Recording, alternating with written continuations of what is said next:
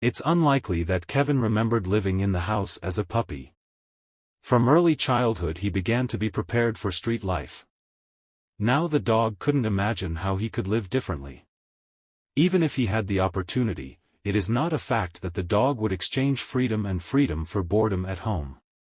Kevin lived in a warm hut, had 3 meals a day, and ran around the house, feeling free. The dog liked this kind of life, he considered it an ideal.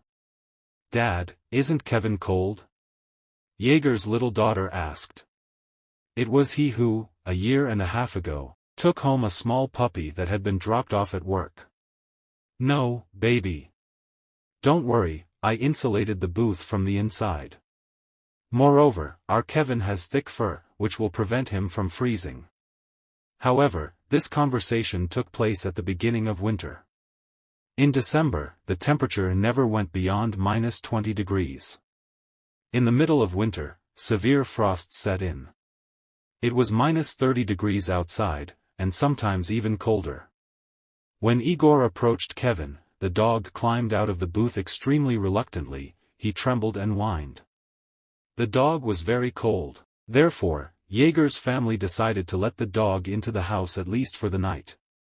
"We'll let Kevin into the house to warm himself, but he must be supervised at all times. He is a street dog and we don't know how he will behave at home. As long as he doesn't chew the furniture," Jaeger told his household. The children, who had long dreamed that Kevin would be home, promised that they would not take their eyes off the dog. Who definitely didn't like the idea of adopting Kevin was the house cat Fedka. Throughout the winter, the elderly cat slept on the sofa and was not going to change his lifestyle because of the appearance of a dog in the house. When Igor approached the booth in the evening and called out to Kevin, the dog ran up, contentedly wagging his tail. True, he did not immediately understand what the owner wanted. Jaeger literally dragged the perplexed dog into the house. "Are you confusing me with Fedka? He's the one who lives in the house, and I'm the yard dog," Kevin seemed to want to say.